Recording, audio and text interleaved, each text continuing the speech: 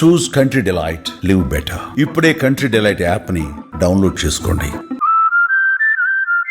ఇప్పుడు గురువు గారు అంటున్నారు 47 సంవత్సరాలు ఆయనతో జర్నీ. ఆయన చనిపోయేటప్పుడు కూడా ఆయన చేతిలో మీ చెయ్యి ఉంది. ఆయన చెప్పాలంటే ఒక మూలస్తంభం ఇండస్ట్రీకి. ఆయన వస్తున్నారంటే భయపడతారండి. అవునండి. అమ్మో వద్దయ్యా మనకెందుకు అవసరం ఆయనతో. ఒక పెద్ద సినిమా వచ్చిందంటే చిన్న సినిమా థియేటర్లో నుంచి తీసేస్తున్నా అన్నా కానీ ఒప్పుకోరు ఆయన. నీ అంతు చూస్తాననే దాకా ఆయన పోతారండి. అలాంటి వ్యక్తి తర్వాత ఇండస్ట్రీలో ఎవరు లేరు అనుకోండి. అంత ఆర్టిఫిషియల్ వాళ్ళే ఉన్న వాళ్ళు కూడా మేము పెద్ద ఇండస్ట్రీకి అని చెప్పుకునే వాళ్ళందరూ ఆర్టిఫిషియల్. ఇప్పుడు వాళ్ళు ఏమన్నా అనుకోని అదే బయట నడుస్తుంది మాట కూడా. ఆయన ఒక్కడే నిలబడ్డాడండి. దాసరి పద్మ గారు ఎలా నిలబడ్డారో ఆమె తర్వాత ఆయన కూడా అంతే నిలబడ్డారు. అవును. అలాంటి వ్యక్తికి కూడా చనిపోయే ముందు ఒక 4-5 సంవత్సరాల ముందు కూడా ఆయనకు కూడా చెప్పుకోలేని బాధలు బయటికి. నువ్వే ఇండస్ట్రీకి నువ్వే పెద్ద మూలస్తంభం అనుకుంటావు, నీకే ఇన్ని సమస్యలు ఉన్నాయా, నువ్వు మళ్ళీ మాకు న్యాయం చెప్పడానికి వస్తున్నావా అంటారేమన్న భయంతో కూడా చెప్పుకోలేని పరిస్థితి వచ్చింది ఆయనకి. మీరు లాస్ట్లో ఐసీయూలో కూడా ఉన్నారు కాబట్టి ఆయనకి ఫ్యామిలీ పరంగా కొన్ని బాధలు అండ్ బయట కొన్ని బాధలు ఉన్నాయని అందరికి తెలుసు. ఎక్కువ ఏది చెప్పుకొని బాధపడేవాళ్ళు దాసరి గారు? అసలు ఆయన ఎక్కువ ఏది చెప్పుకునేవారంటే ఒకటండి, పిల్లలు ఒక రూటుకు రాలేకపోయారే అనే బాధ ఎక్కువ పడేవాడు. పద్మ గారు చనిపోయిన తర్వాత బాగా మానసికంగా డిప్రెషన్కి వెళ్ళిపోయాడు సార్ ఆయన. ఓకే. మా గురువు గారు, నేను అది గమనించాను ఆయనలో. పద్మం గారు ఉన్నంతసేపు ధైర్యంగా ఉండేవాడు పులిగాను. ఆవిడ చనిపోయిన తర్వాత కొంత డిప్రెషన్కి వెళ్ళిపోయాడు ఆయన. ఎందుకో తెలియదండి. ఆయన వెళ్ళిపోయి తర్వాత బాధ ఏం పట్టిందంటే ఆయనకి, పిల్లలు ఏం వృద్ధిలోకి రాలేకపోయారే, ఏం రాణించలేకపోయారు ఇండస్ట్రీలోను, ఫిల్మ్ ఇండస్ట్రీలో. ఫిల్మ్ ఇండస్ట్రీ వదిలేసినా ఏదో విధంగా అనే బాధ మాత్రం ఆయనకు ఉందండి. అది ఖచ్చితంగా నేను చెప్పగలను. ఆయన బాధపడుతున్నాడు ఆ విషయంలో. అదొక్కటే ఆయనకు బాధ అండి, ఇంకేమీ లేదండి ప్రాబ్లమ్స్ ఆయనకి ఎప్పుడు. అదొక్కటే. తర్వాత మేము ఐసీయూకి వెళ్ళేవాళ్ళం కదండి. రోజు 5 o'clock నాకు ఫోన్ చేసేవాడు సార్ ఈవినింగ్. ఆయన నాకు, నరసింహారావు బయలుదేరుతున్నారు కదా రామకృష్ణ, నువ్వు ధవళాస్ వచ్చావు అనేవాడు సార్ ఆయన. ఆ 3 నెలలు మేము ముగ్గురం వెళ్ళి ఐసీయూలో మాకు కూర్చోబెట్టేవాడు అండి ఆయన, కుర్చీలో వేయించి. ఎంతసేపు ఇండస్ట్రీ విషయాలు అడిగేవాడు సార్ ఆయన. ఫిలిం ఫీల్డ్ విషయాలే, ఎవరు ఏం సినిమాలు చేస్తున్నారు, ఏంటి, ఏం గొడవలు జరుగుతున్నాయి, ఎట్లాగా, బాగానే ఉందా, సినిమా రిలీజ్ అయినాయట, రిపోర్ట్లు ఎలా ఉన్నాయి, ఇవే సార్ యావిగేషన్. ఇదేనండి ఆయనకున్న బాధల లైఫ్లో. అది ఒక్కటే, కుటుంబంలో బిడ్డల గురించే తప్పించి వేరే కాదు. ఆయనకు అదృష్టం ఏంటంటే ఇంకోటి, ఆడపిల్ల సెటిల్ అవ్వడం అండి. మన ఆలమ్మ డాక్టర్ గారు, చిలకలూరుపేట, ఆయన చాలా మంచోడు. ఆయన డాక్టర్ రఘునాథ్ బాబు, ఆయన అత్యద్భుతం అండి అసలు ఆ సంబంధం. 150 సినిమాలు తీశారు, అంత పెద్ద లెజెండ్. ఆయన చనిపోతే ఇండస్ట్రీ ఎవరు రాలేదన్న బాధ ఉంది కదా మీకు? కొంతమంది రాలేదండి, ఆ బాధ ఉందండి. కొంతమంది రాలేదు అనేది, కొంతమంది అవుట్ ఆఫ్ స్టేషన్లో ఉన్నారు పాపం, ఏం చేయలేక. తర్వాత 11th డే కార్యక్రమానికి మాత్రం వచ్చారండి చాలామంది. ఓకే. నేను ప్రత్యక్షంగా ఆ విగ్రహం దగ్గరే పూలు వేయిస్తూ నిలబడ్డానండి నేను. మీరు ఎప్పుడు చూసినా దాంట్లో ఆ విగ్రహం దగ్గర నేను ఉంటాను. పెద్ద వాళ్ళందరూ అప్పుడు వచ్చారు. ఓకే. కామెడీకి కేర్ ఆఫ్ అడ్రస్గా మిగిలిపోయారు. కానీ అవి కాకుండా అన్ని జోనర్స్ చేసుంటే స్టార్ డైరెక్టర్స్ లిస్ట్లో రేలంగి నరసింహారావు గారి పేరు ఉంటే బాగుండని చాలా సందర్భాల్లో బాధపడ్డారా?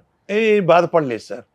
ఇది ఇచ్చిందే గొప్ప విషయం అని నేను అనుకున్నాను. ఎందుకు అనుకున్నానంటే, మా యూనిట్లో నేను అసిస్టెంట్ డైరెక్టర్ అసోసియేట్గా పనిచేసినప్పుడు వీళ్ళందరూ అనేవారు నన్ను, ఒరే ఏంటి రేపు డైరెక్టర్ అయితే సీరియస్ సినిమాలు తీస్తాడరా, ఇంత సీరియస్గా ఉంటాడు ఎప్పుడూను, ఎలాగాను ఏంటి అసలను, నవ్వు ఉండదు పాడు ఉండదు అంటాడండి అనేవారు. అటువంటి వాడిని అందరినీ నవ్వించానంటే ఇంతకాలం నేను ఇన్ని సినిమాలతో గ్రేటే కదా, మరి ఆ పేరు చాలు కదా నాకు అని సంతృప్తి పడతా ఉంటాను నేను. అంటే రియల్ లైఫ్లో సీరియస్ మనం సీరియస్గా ఉంటారండి ఎప్పుడు కూడా. చదువుకునే రోజుల నుంచి అంతేనండి, అలాగే ఉంటారు. సినిమాలు స్టార్ట్ చేసిన దగ్గర నుంచి మారిపోయారు. ఇంకా అప్పుడు కూడా పెద్ద కామెడీగా ఉండేవాడిని కాదండి. సీన్ వివరించినప్పుడు కామెడీ వస్తూ ఉంటుంది నాకండి, ఎందుకో తెలియదు. లేదంటే ఇప్పుడు కూడా ఎక్కడైనా మీ సభల్లో చూడండి సీరియస్గానే కూర్చుని ఉంటాను. మీకు నచ్చిన మీ సినిమాలలో ఒక 4-5 మంచి ఫన్నీ డైలాగులు అంటే ఉన్నాయండి, చాలా ఉన్నాయి సార్. 2-3 మీకు నచ్చినాయి. ఇల్లంతా సందడిలోనండి ఒక డైలాగ్ అండి, పూసల గారు అనే రైటర్ రాశాడు సార్. ప్రభాకర్ రెడ్డి గారు దుప్పటి కప్పుకుని బయట పడుకుని ఉంటాడు. అల్లుడు కూతురు బెడ్రూమ్లో ఉంటారు, చంద్రమోహన్ ప్రభ. డబాల్ని సౌండ్ వస్తుందండి. ప్రభాకర్ రెడ్డి గారు మంచం నుంచి పడిపోయాడు ఉసుకేసుకుని. నాన్న ఏంటి నాన్న అంత సౌండ్ వచ్చింది అని. దుప్పటి పడిపోయింది మంచం మించి అని. ఇక్కడికి చంద్రమోహన్ గారు అంటాడు, దుప్పటి పడిపోతే అంత సౌండ్ వస్తుందా? ఏంటి మామయ్య గారు దుప్పటి పడిపోతే అంత సౌండ్ వచ్చింది అంటే, ఆ దుప్పట్లో నేను ఉన్నాను కదరా. ఓకే,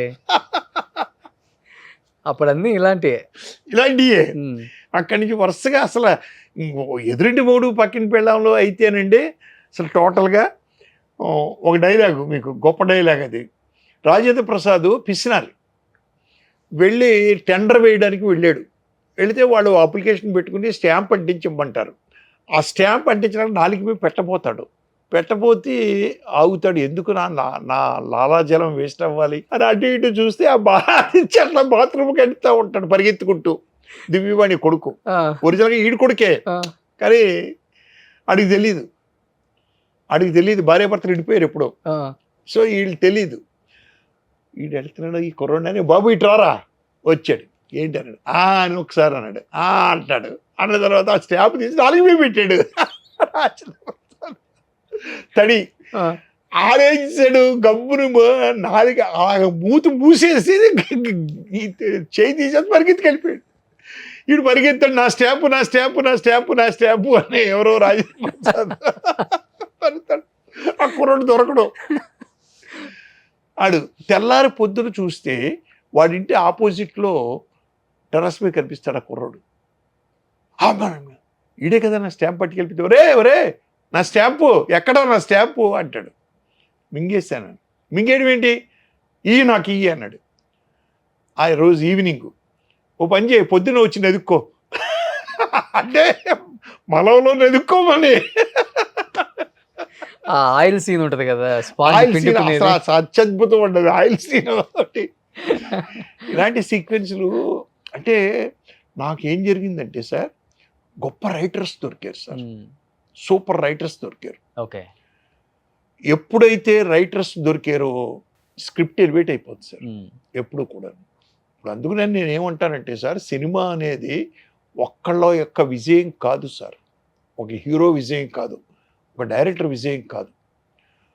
ఒక డైరెక్టర్ ఒక కథా రచయితను పట్టుకోవడం, లేదంటే వాడే కథ, ఆ స్క్రీన్ ప్లేని అత్యద్భుతంగా చేయడం, దానికి అద్భుతమైన డైలాగులు రాయించుకోవడం. ఎంత చేసినా కూడా ఆర్టిస్ట్ పెర్ఫార్మెన్స్ గొప్పగా చెయ్యకపోతే పండదు. కానీ ఇప్పటికీ అనుకుంటారా ఎప్పుడన్నా, రేలంగి నరసింహారావు అనే వ్యక్తి లేకపోతే రాజేంద్ర ప్రసాద్ లేడు అనుకుంటారా, లేకపోతే రాజేంద్ర ప్రసాద్ లేకపోతే రేలంగి నరసింహారావు కాంబినేషన్ అత్యద్భుతంగా అలా కుదిరింది అంతే తప్పించి, నేను లేకపోతే రాజేంద్ర ప్రసాద్ బయట సినిమాలు బోర్డు చేశాడు, రాజేంద్ర ప్రసాద్ లేకుండా నేను చేశాను, అది కాదండి. కాంబినేషన్ అలా పండిందండి మా ఇద్దరిది టోటల్గా.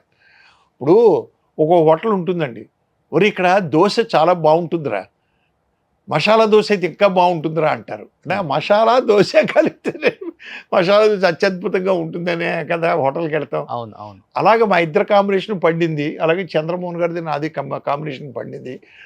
ఒక్కరి విజయం కాదు సార్ నేను చెప్పేది, నేను అనుకునేది. ఇంత పెర్ఫార్మెన్స్ చేసిన ఆర్టిస్ట్ది కెమెరామెన్ పెర్ఫెక్ట్గా సెల్యులాయిడ్ మీద తీసుకురాకపోతే ఇంకేముందండి, అవుట్ కదా. సో ఇన్ని ఉన్నాయి సార్ లింకులు. అంత కామెడీ చేసి, అలాంటి స్టోరీలు చేసి, అంత నవ్వుకోబట్టే మీరు ఇప్పటికి ఇంత ఎనర్జీగా ఉన్నారు, ఎంత స్ట్రాంగ్గా ఉన్నారు. ఎంత 74, 75 ఉంటాయా మీకు? నాకు ఇప్పుడు అండి 75 అండి. ఏం ఫుడ్ తీసుకుంటారు? అప్పుడు సినిమాలే మీ ప్రభావం మీ మీద ఉందా? నేను ఎప్పుడు ఒకటే చెప్తానండి, ఏంటంటే కామెడీ తీసేవాడు కానీ, కామెడీ రాసేవాడు కానీ, కామెడీని చూసి ఎంజాయ్ చేసేవాడు కానీ, కామెడీ చేసేవాడు కానీ ఎప్పుడూ నవనవలాడుతూ ఉంటారండి. ఓకే, మీరు అలానే ఉన్నారు. అదే అలా అని చెప్పి మళ్ళీ పిల్లల్ని ఎత్తుకుద్దురా నాకు మీరు సంబంధం.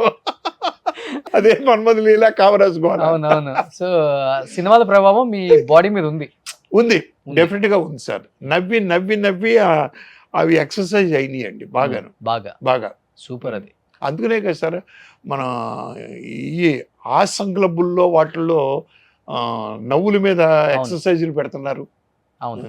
ఇప్పుడు ఏంటి సార్ మీ డైలీ రొటీన్ రొటీన్ దినచర్య? ఏముందండి, సబ్జెక్టులు తయారు చేసుకుంటానండి. ఇంకా ఒక పాయింట్ అనుకుంటాను, ఆ పాయింట్ మీద సబ్జెక్ట్ తయారు చేస్తూ ఉంటాను. ఓకే ఓకే సినిమాలు తీయాలి ఇంకా.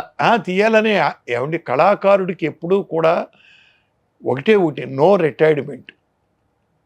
అల్లు రామలింగ గారు, నేను ఈ డైలాగ్ చెప్పానండి, ఆయన ఓ రోజు సెట్లో నన్ను ఎంత మెచ్చుకున్నాడో ఆయన. కళాకారుడికి నో రిటైర్మెంట్ అండి, ఆఖరి శ్వాస వరకు అతను నటిస్తూనే ఉండాలి, లేదంటే డైరెక్ట్ చేస్తూనే ఉండాలి, రాస్తూనే ఉండాలి, కెమెరామెన్గా పనిచేస్తూనే ఉండాలి కళాకారుడు ఎప్పుడు కూడా. అదే రిటైర్మెంట్. సో 2025 ఏదైనా సినిమా రాబోతుందా? 2 డిస్కషన్లు జరుగుతున్నాయండి, ఎంతవరకు సెట్స్కి వెళ్తాయో చూద్దాం సార్. మరి సూపర్ చేస్తున్నాం. సుమన్ టీవీలో మీ పర్సనల్ అండ్ బిజినెస్ ప్రమోషన్స్ కోసం కింది నెంబర్కి కాంటాక్ట్ చేయండి.